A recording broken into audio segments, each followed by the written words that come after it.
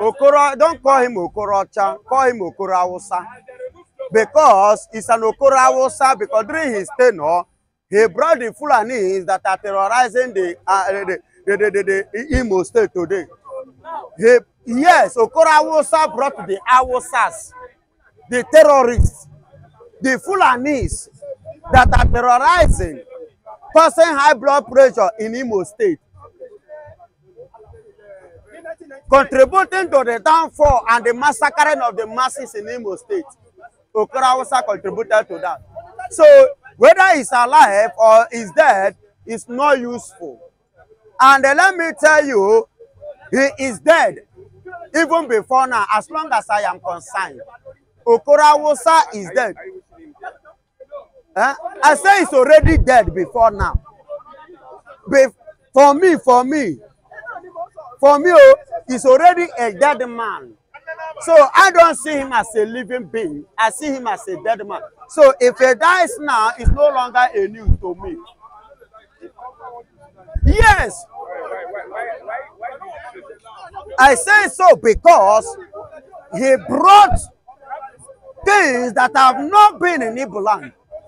Do you know what he did in a government house? He built one of the biggest mosques that have not been there before. Are you getting it? It's Imo State. Go and check in Catholic. Go and check in Catholic.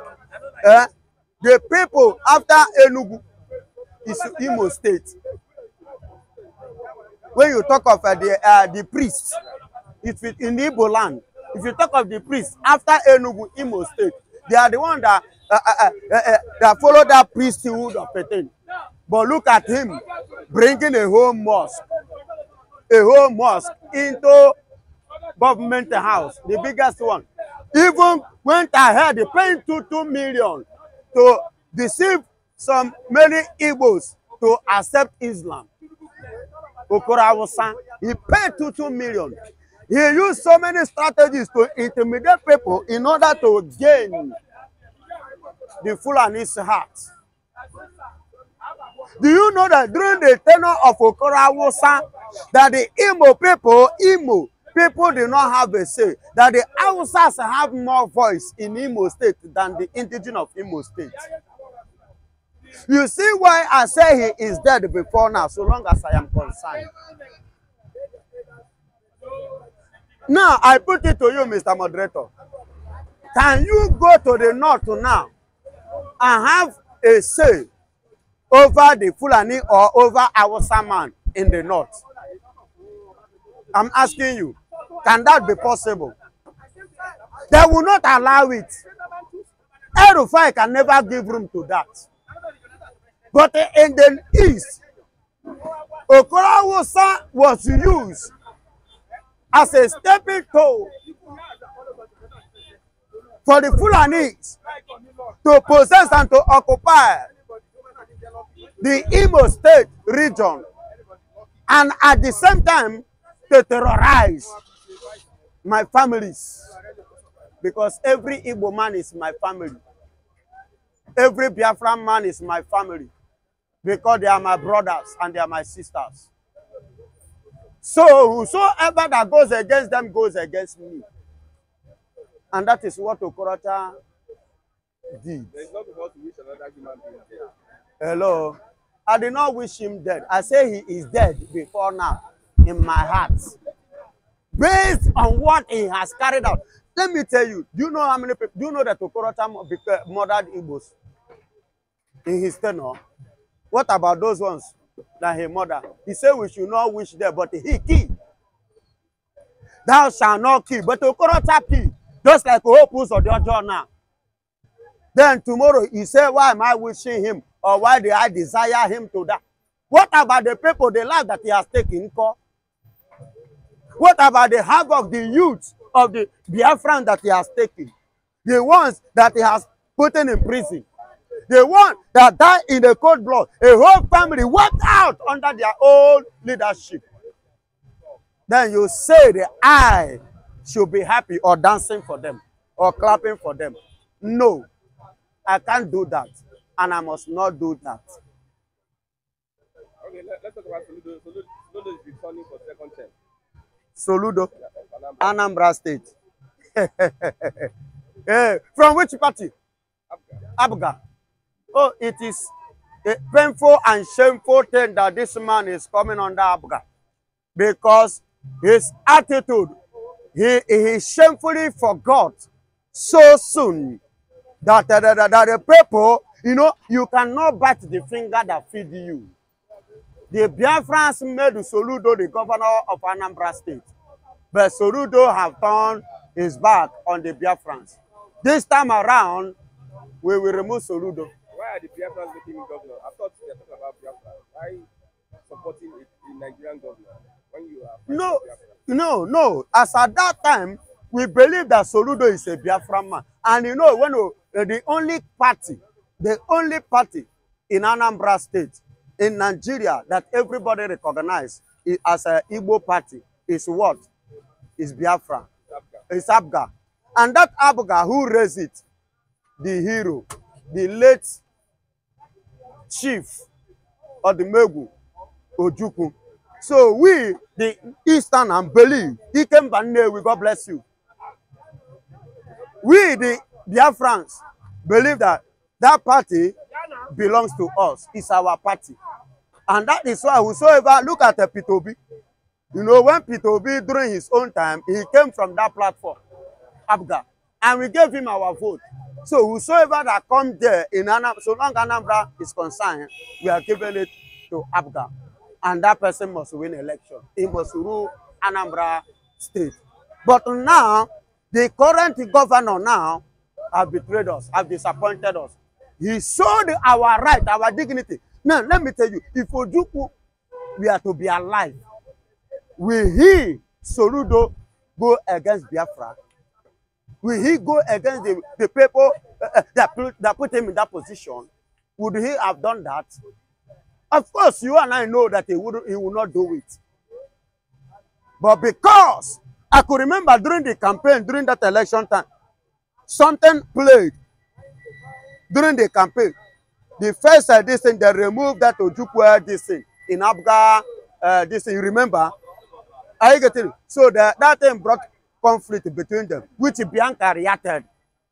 The current Minister of Foreign Affairs today in this present government, she reacted over that, and Soludo apologizes to her and solved it out and reshaping everything. Now the same Soludo has come to betray us. This time around, we will put him where he belongs to.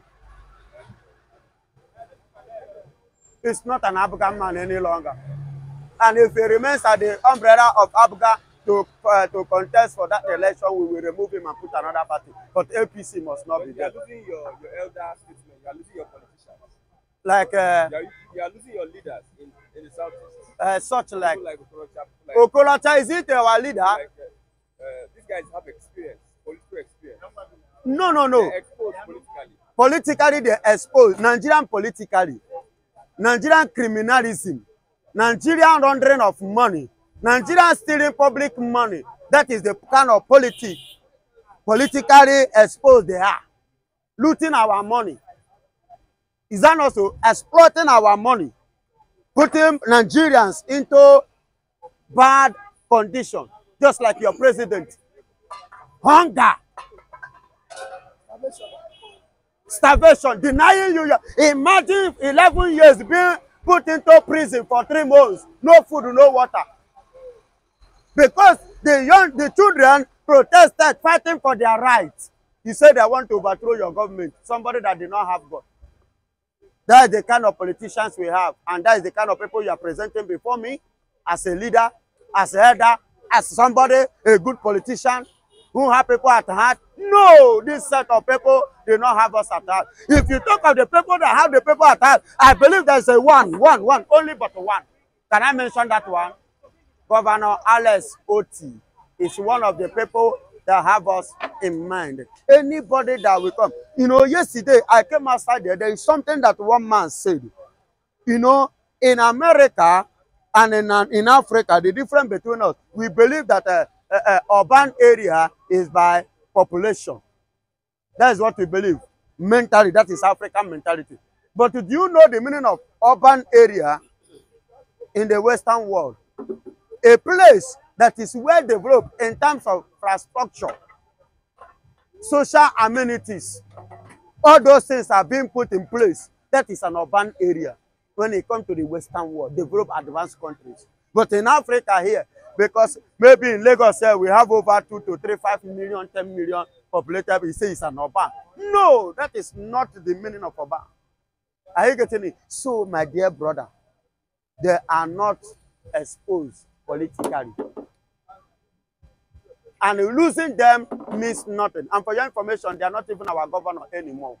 We have one governor, just like back in the days. And that governor is Simon Ekpa. Yes, Bianco Ojukwu is a wife of late Ojukwu Odimegwu, Ikemba one of Nnewi. That is a wife. And is serving under Nigeria because we are still together. Under the political deceit system of governance in Nigeria. Which if Biafra stand today, Bianco Ojukwu will come back and serve his father, her father's land. Her husband's legacy and legit. Are you getting it? Do you hear what I'm saying? Definitely she will return back. But for now, let her be there for a while. And let me tell you, no matter the position you give Bianca, the spirit of Ojukwu is in her. She can never betray her people. I don't wish him dead. I don't wish anybody death. But what I'm trying to say is that whatsoever a man soweth, he reapeth. Whatsoever a man doeth in his lifetime, sometimes after his demise or death, he reapeth. Or before his demise or death, he reapeth.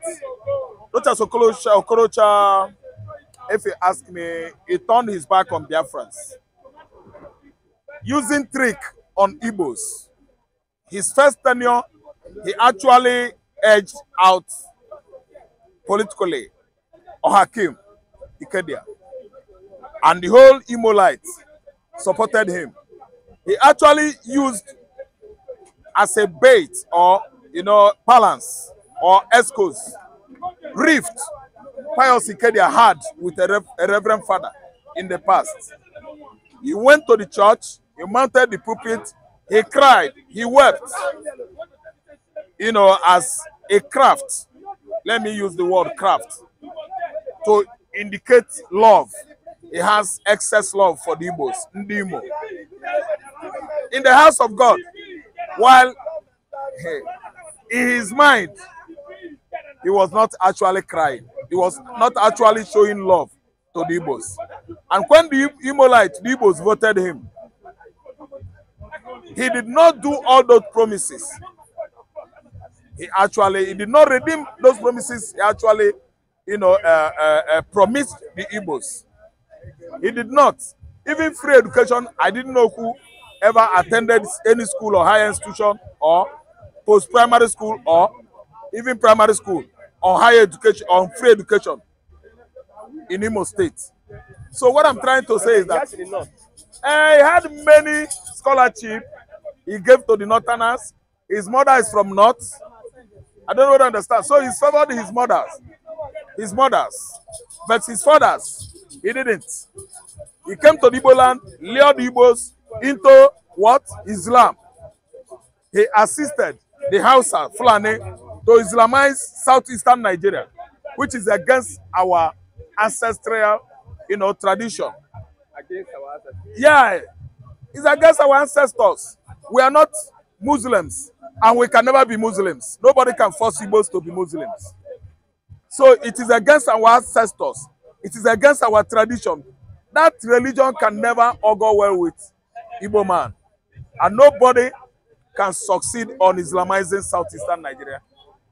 Our world now can never be equated with our world then.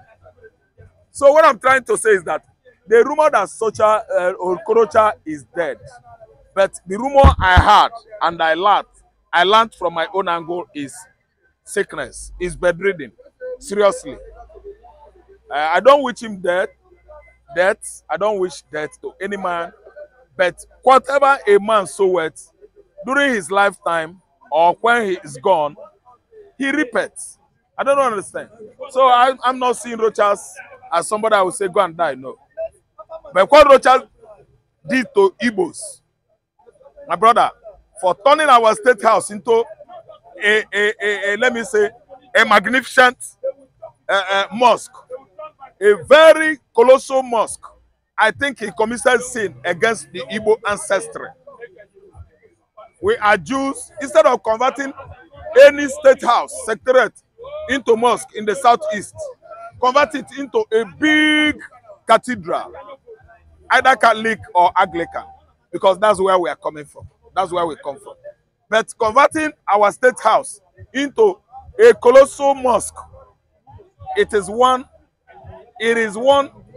let me say, immense transgression that God will visit with at least pestilence, plague, and of course illness, serious one. He can be called one of our Igbo leaders.